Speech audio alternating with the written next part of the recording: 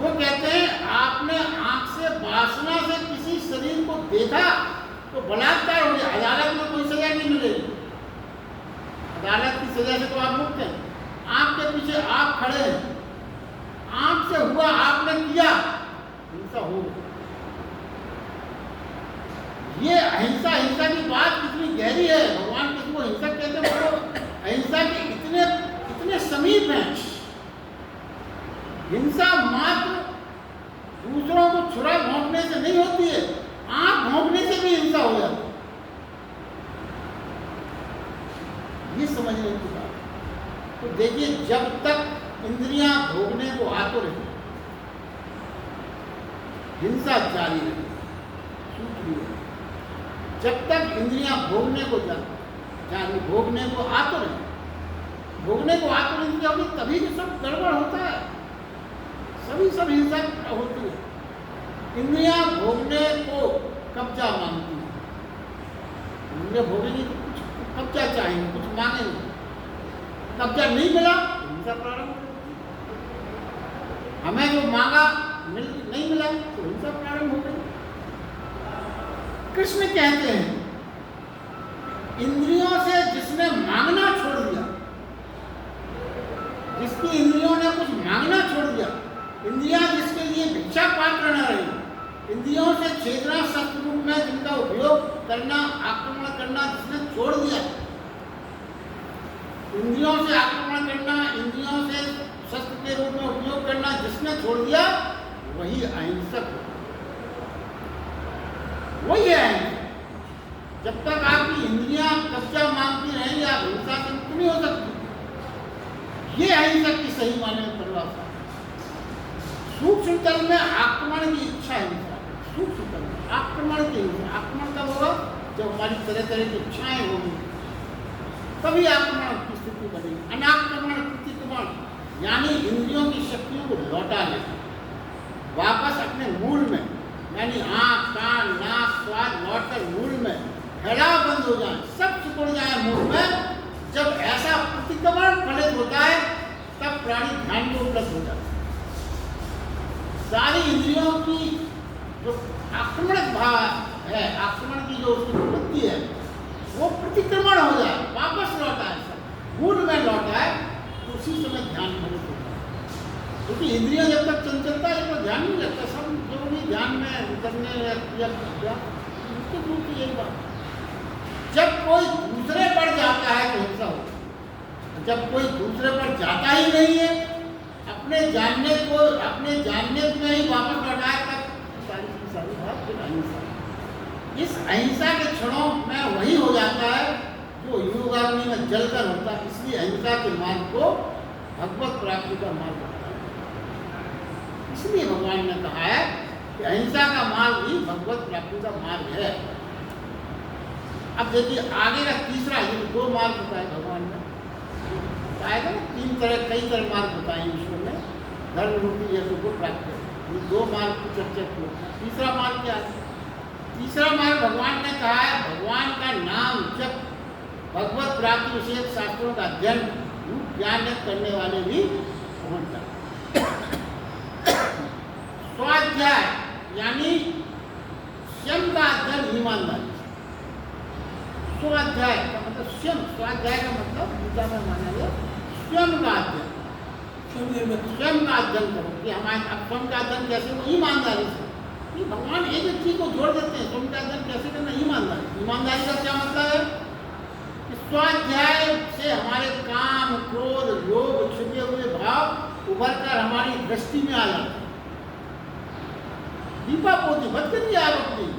स्वाध्याय जब आप खुद कर रहे हैं तो ईमानदारी से करिए, दूसरा कोई नहीं कर रहा, आप खुद कर रहे हैं, तो आपको आपसे ज़्यादा अपने बारे में कौन जानता है कि हमने कहाँ लोभ किया था, कहाँ वासना में कहाँ क्रोध किया था। बोले तो सब सोचो अपने बारे में, हर चीज़ को सोच के उभारो, ऊपर लाओ, फिर क्या होगा?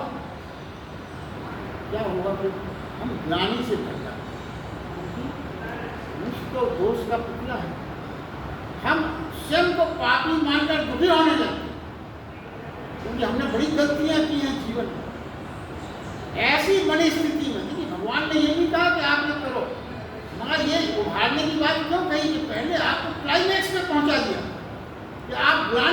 जाए, अरे मैं तो इतना लोभी, मैं तो इतना लोभी, क्लाइमेक्स में कर दिया आपने। जब आपने आप सोचो रानी से भर गया, फिर क्या करो, उसके भीतर परमात्मा की संभावना। फिर वो कहते हैं ऐसी मनस्थिति में, भगवान कहते हैं जब ऐसी मनस्थिति में आ जाओ तब क्या करो, भीतर परमात्मा की संभावना का स्मरण, फिर तत्काल ये स्मरण करो कि लोभ क्रोध मोह काम जो हमने सोचे हैं, इसके अतिरिक्त हमारे अंदर एक प्रभु का ज्योति भी तो है, प्रभु का स्मरण करो अपने अंदर, क्योंकि बिना आधार ज्योति और परमेश्वर की ज्योति की तो शरीर हो ही नहीं सकता, जीवन नहीं हो सकता।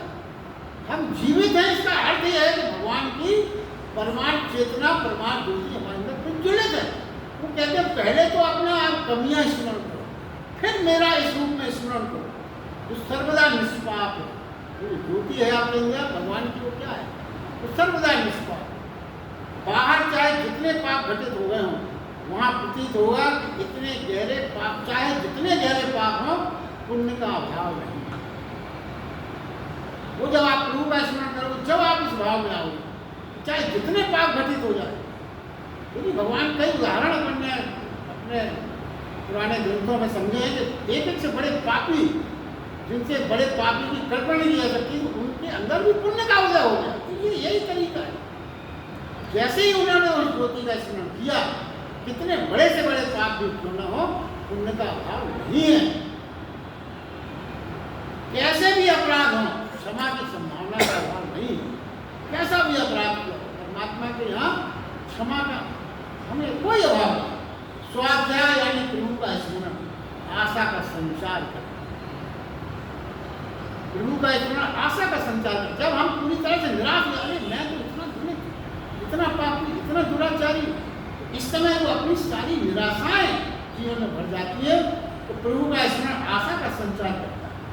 अगला मार्ग कहा गया स्वधर्म रूपी यज्ञ, तो यानी प्राणियों की निजता के फूल की तरह खिलने। स्वधर्म रूपी यज्ञ मतलब आपकी जो निजता है, स्वधर्म का मतलब क्या है, वो हिंदू मुसलमान नहीं, स्वधर्म का मतलब है जो आप वास्तविक हैं, वो उसकी निजता का फूल अगर आप खिलने दें और उन्हें धन्यवाद स्वरूप उनकी चरणों में अर्पित कर सकें, इसलिए स्वधर्म यज्ञ।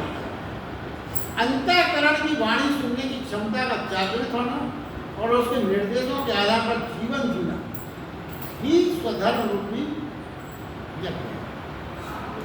आप अंतःकरण से ये बात जानो कि मैं क्या हूँ, अंतःकरण की वाणी से ही आपको ये पता लग सकता है कि मैं वास्तव में मैं किस रूप में हूँ, क्या मेरा स्वरूप है। अब देखिए इसी को अपन और थोड़ा सा सरलता से और विस्तार से समझ, स्वाध्याय यज्ञ जो बात की गई, तो गहरे आत्म रूपांतरण की प्रक्रिया है, इसी से आपका रूपांतरण। इस प्रक्रिया में भगवान के नाम जब भगवत प्राप्ति विषय अध्ययन को साथ साथ चलाने पर ही यज्ञ पूरी की बात है। स्वाध्याय एक बार सुने समझते, इसका मतलब स्वयं का अध्ययन। दो बातें इस अध्ययन में सारे मनोविश्लेषक की आधारभूमि है। जो व्यक्ति स्वाध्याय की साधना या स्वाध्याय की यज्ञ में उतरना चाहता है, उसे कुछ बातों का ध्यान रखना। यदि आप स्वाध्याय की यज्ञ कर रहे हैं तो कुछ बातें आपको समझना है। क्या है पहली बात, देखिए बात को बहुत सरलता से समझने के लिए कुछ बातें कही जाती है। दूसरों से हमारे संबंध में क्या कहा गया और क्या वह दूसरे क्या हमारे बारे में क्या सोचते हैं, उसको हटा देना, तभी आप स्वाध्याय। पहली कुछ बातें जो स्वाध्याय में आप सफल हो, क्या है, दूसरे से हमारे संबंध में किसी ने क्या कहा, क्या सोचा, इसकी हम बिल्कुल चिंता हटा। दूसरा जो बारे में अपने बारे में जो कहते हैं वो अक्सर धोखा ही होता है। दूसरों जो भी हमारे बारे में बात करें, अक्सर धोखे की बात होती है। दूसरों की जानकारी अपने संबंध में, दूसरों को अपनी जानकारी, बड़ा कचरा वाली बात है। और इस कचरे को हटा, क्या जानकारी कोई दूसरा हमारे बारे में हमसे ज़्यादा जानकारी थोड़ी कोई रख सकता। और अगर अच्छी जानकारी है तो हो सकता है स्वार्थवश हो, आपसे कोई काम निकलाना हो, और अगर बुराई जानकारी है तो आपसे कोई द्वेष हो। मतलब वो आपकी सत्यता के आधार पर दूसरे की जानकारी होना संभव ही नहीं। तो भगवान ने ये कहा है कि इसको कचरा समझो और इस कचरे को हटाओ। दूसरा क्या है, विचारें हम अपने को जानने में पूरा पूरा मुक्त रखा है या नहीं। जानने में भी आप पूरी तरह से मुक्त हैं। अपने जीवन के कुछ हिस्से को, अपने जीवन के कुछ हिस्से को भय से, सामने लाने के डर से कहीं गहरे दबाव तो नहीं दिया आप? कहीं ये डर तो नहीं है, भय तो नहीं है कि इसको निकालेंगे तो अनर्थ हो जाएगा, तो आप डर गए, भय हो गए, उनको दबा लेने दो, ये चीजें नहीं उनको भगवान है, सोचना ही नहीं है इनके बारे में। इस मनस्थिति में तो नहीं है, ये भी गलत है। क्रोध, वासना, अन्य बहुत से अवांछनीय तत्वों को दबा कर रखा है, उसे उभारना। अन्यथा स्वयं का अध्ययन नहीं हो सकता। अगर आपने उनको दबाए रखा है तो फिर आप स्वयं के बारे में बहुत चीजें नहीं जान पाए।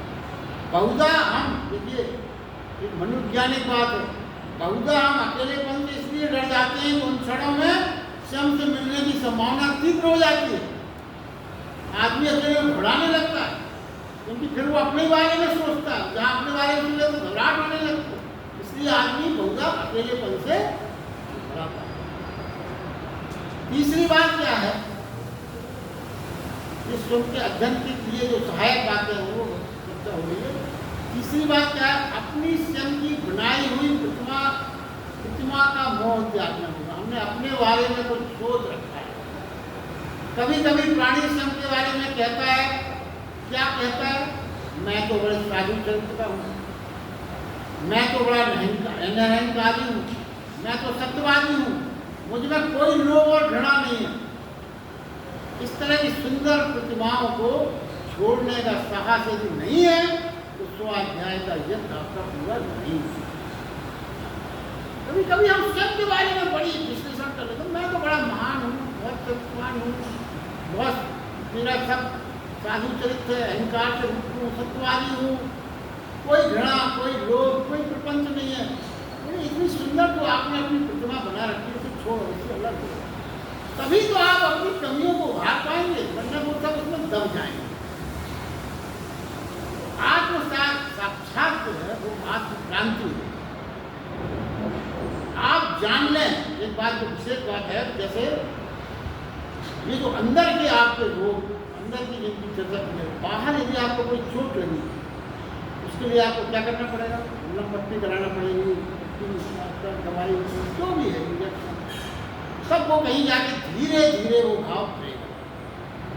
मगर यहाँ पे एक बात जो भगवान बड़ी अच्छी कह रहे हैं, आप जान लें रोग को, बस जाना आपने कि आप रोग से बाहर हो, कुछ नहीं करना आपको, आपने स्वीकार कर लिया कि हमारे अंदर ये है, बस तो आप उस रोग से मुक्त। मन के घाव, तो मन के घाव जानने से मिट जाए, कहीं और मल्लम पट्टी की जरूरत नहीं होगा। मन में जो घाव लगे, अगर आपने जान लिया कि उसका कारण क्या है सही से, तो वो मिट जाएंगे। स्वयं के जानने से आत्म साक्षात्कार से बदलाहट प्रारंभ हो जाती है। जैसे ही आपने आत्म साक्षात्कार किया तो आपके अंदर में बदलाहट प्रारंभ हो गई।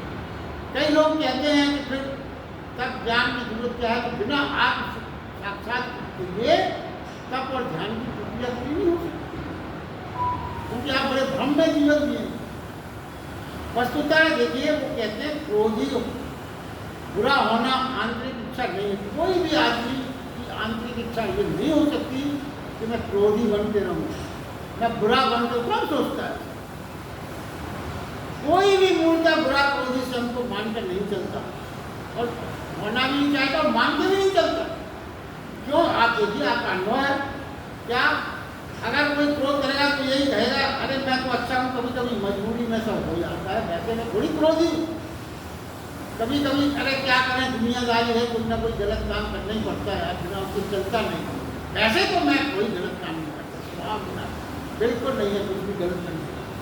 तो क्या है, यदि आप स्वयं के साक्षात्कार से, स्वयं से जब साक्षात करेंगे तो इस बहाने का त्याग करें। ये सब बहानेबाजी, ये सब भगवान ने कहा ये सब बहानेबाजी है कि यह मजबूरी में करते हैं, क्रोध और बुरा काम फिर आप नहीं करेंगे। और जो ईश्वर के जब से जुड़ा है, क्यों जुड़ा गया? स्वाध्याय में एक खतरा ये है कि खुद बताया गया कि आप अपनी बुराई को देख के निराशा में डूब जाएंगे, तो ईश्वर को जब से जोड़ा गया। ये इसकी चर्चा अपन कर चुके। देखिए, ईश्वर भाव से तो अर्पण भाव सेवा है, इसकी भी चर्चा हुई थी। सेवा अहंकार अर्पित भी हो सकता है। तो सेवा का भाव अहंकार अर्पित भी हो सकता है। जब मैं सेवा करूं तो किसी की तो चाहूं कि वह मेरे प्रति अनुग्रहित हो, तो अहंकार अर्पित सेवा हो।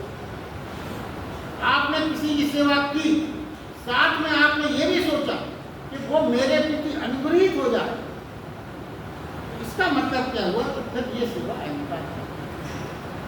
यदि मैं करूं और हट जाऊं, सेवा का पता ही ना चले, इतना पता ना चले, इतना पता चला सिर्फ कि परमात्मा ने उसे काम दिया, बस इसके अतिरिक्त कुछ नहीं। हट जाइए। सेवक होने का बोध भी ना हो, ये भी बोध ना हो कि हमने सेवा की, मैं तो भगवान का, ये भी अहंकार है। ना हो मात्र भर कोई किसी प्रकार का क्या हो बोध हो, तो सिर्फ क्या कि मात्र उपकरण होने का बोध हो, तो परमात्मा का उपकरण हो, निमित्त, इतना बोध हो, प्रभु करा ये भाव हो, प्रभु करा रहा। सेवा किया, हट गए तो प्रभु करा रहा है।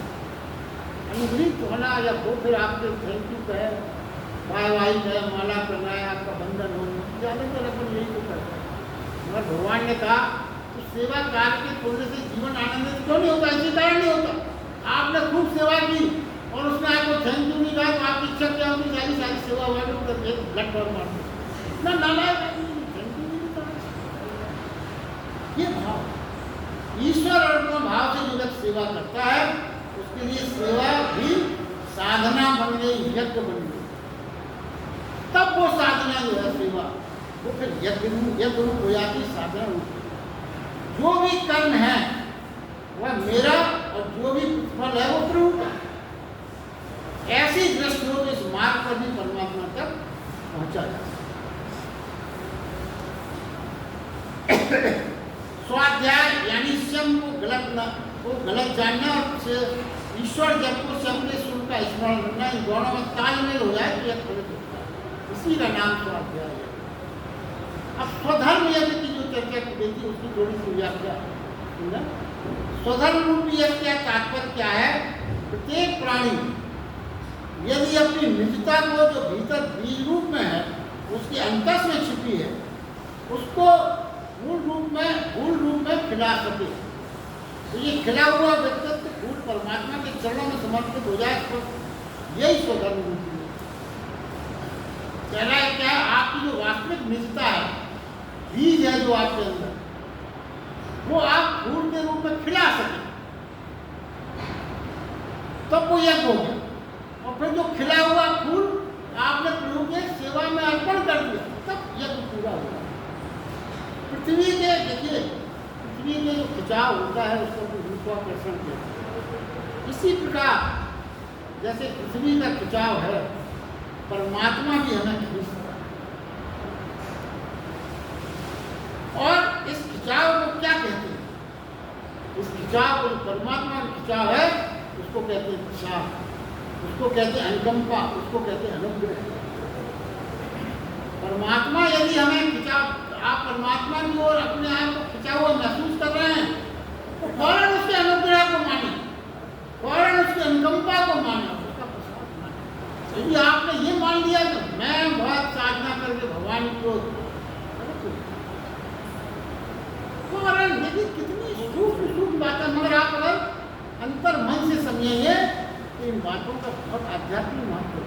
और हम इसीलिए हमारी साधनाएं जो है ना, सब कुछ करने के बाद भी फल नहीं मिल पाता, क्योंकि ये सूक्ष्म पालन नहीं होगा। हम तो 1 किलो मिठाई चढ़ा के भी चाहते हैं कि भाई 1.25 किलो चढ़ाया था, भाई 5 किलो करें क्या चाहता है भाई, क्यों नहीं हो रहा हमारा? अब देखिए कितनी सूक्ष्म बात है। फूल खिलता है तो ऊपर उठता है, मुरझा जाता है तो जमीन में। इसी प्रकार जब प्राणी के चित्त में हृदय में आनंद नहीं बढ़ता हो, प्रसन्नता से आप खिल जाएं, तो धन्यवाद किसे कहें? धन्यवाद के भाव को प्रकट करने के लिए तो परमात्मा को खुश करें। जब आप प्रसन्न हो, जब आपके अंदर खिलखिलाहट आ जाए, तो फिर धन्यवाद किसको दें? तो धन्यवाद किसको दें? इसी के लिए परमात्मा को है, परमात्मा को खोज के आनंद से भरा चित्त आस्तिक हो जाता है।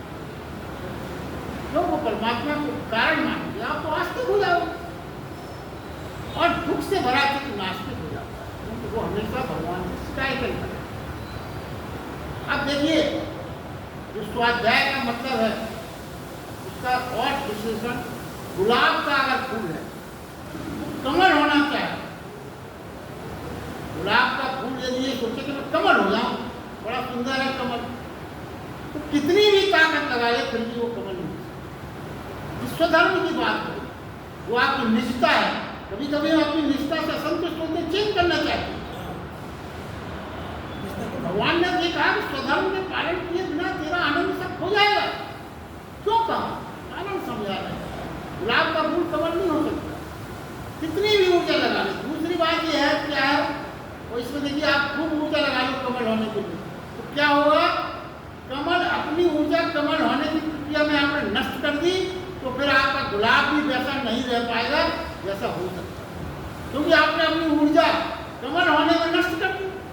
ऊर्जा जो आप अपने गुलाब होने में लगा सकते थे, अच्छा खिलने में, वहां भी बहुत सी चीजों माइनस हो गई, नष्ट हो गई ऊर्जा। निज धर्म को भूलने का अर्थ यही है, हम वह होना चाहिए चाहें, क्या है जो हम वो होना चाहें जो नहीं है, और ये संभव ही। देखिए, अगर दुर्घटना कोई घट जाए तो ये हो सकता है कि आप वो ना हो पाए तो हम हो सकते थे, ये हो सकता है, वो हम ना हो पाए तो हम हो सकते थे, मगर ऐसी घटना नहीं घट सकती कि हम हो जाए तो हम नहीं। किसी घटना से ऐसा नहीं हो कि आप वो हो जाए तो आप नहीं हो सकते, ऐसी कोई घटना नहीं। प्रत्येक प्राणी में निश्चित ऊर्जा मिली है, वो उसे व्यर्थ खर्च न करके अपनी नियत को पूर्ण करने में लगाए, तो सारे दुखों से, तनाव से बच सकता है। श्री कृष्ण भगवान कहते हैं, यदि तू ऐसा कर सका तो यही तेरा स्वधर्म नीति है। फालतू में परेशान मत हो, आपकी जो निष्ठा है उसको पहचानो, तो सारा श्रम उसी होने में लगा। बहुत बड़ा यह होगा, हे अर्जुन, तू या कोई भी यह कर सका तो प्रभु को प्राप्त हो, परम अवस्था को प्राप्त होगा। अब कुछ सूक्ष्म और है कि स्वधर्म को पहचानने की क्या सूत्र। तो स्वधर्म को पहचानने का अर्थ है कि हम कैसे जाने कि हम क्या हुए, वो क्या हमें को कैसे जाने।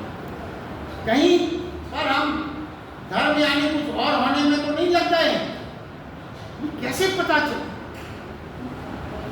पहचानने के लिए कुछ सूत्र दिए है, जो अगर आप जीवन में समझें तो आपको ये पता लग जाएगा। देखिए, दुखी जीवन, यदि आप दुखी हैं तो निश्चित माने कि आप अपने स्वधर्म से हट गए,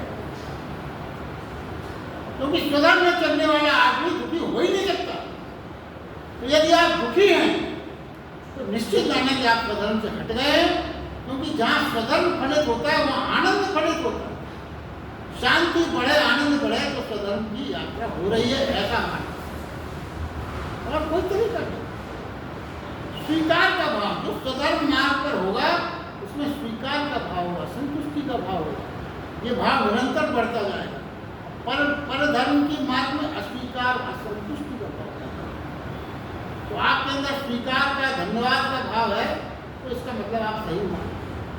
और एक क्या है, बाहर की दुनिया में हर समय उलझे रहने पर हमें अपने स्वधर्म का पता नहीं चलता। बाहर की दुनिया में यदि हम बहुत उलझे हैं तो हमें क्यों 1 घंटे तक, वो क्या कहते हैं, 1 घंटे एकांत में ध्यान में बैठे, अंतर्वाणी की ध्वनि मुखर होगी और हमें स्वयं के बारे में जानकारी मिलेगी कि हमें क्या होना है।